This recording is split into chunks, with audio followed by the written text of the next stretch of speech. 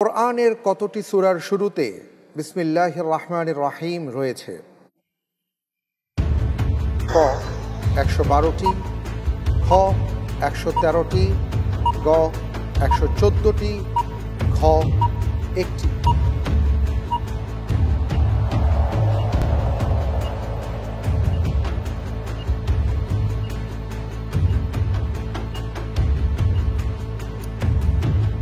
পবিত্র কোরআন মাজিদে আমরা সবাই জানি যে ১১৪টি সূরা আছে।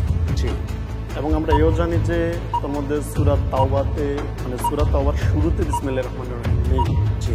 ১১৪ বিয়োগ ১ সমান সমান ১১৩।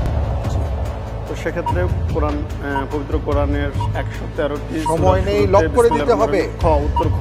উত্তর খ লক করে দেয়া হোক। খ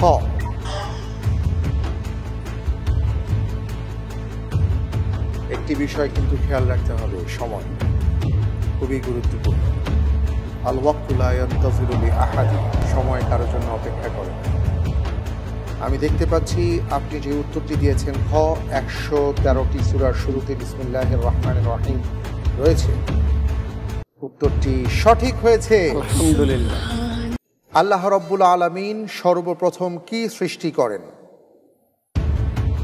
ক মুহাম্মদ সাল্লাল্লাহু আলাইহি ওয়াসাল্লামের নূর, খ আদম আলাইহিস সালামকে, গ আসমান জমিন, ঘ কলম।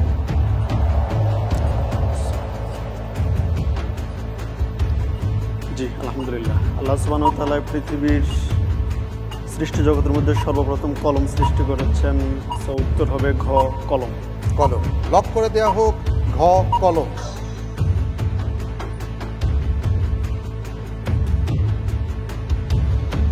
আপনি বলছেন কলম।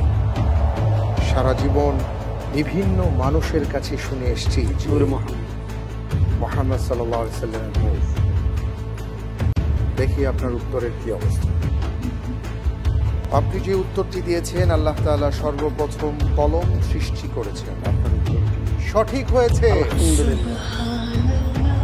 সূরা ইখলাস 10 বার তিলাওয়াত করলে কি প্রতিদান দেয়া হবে?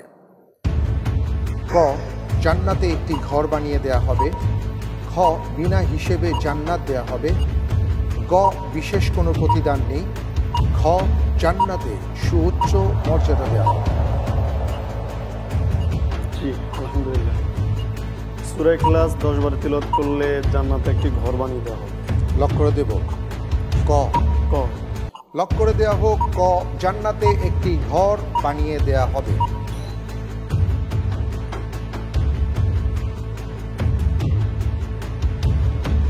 আপনি যে উত্তরটি দিয়েছেন যে সূরা ইখলাস 10 বার তিলাওয়াত করলে প্রতিদান হিসেবে জান্নাতে একটি ঘর বানিয়ে দেওয়া হবে, আপনার উত্তরটি এবারও সঠিক হয়েছে। আলহামদুলিল্লাহ।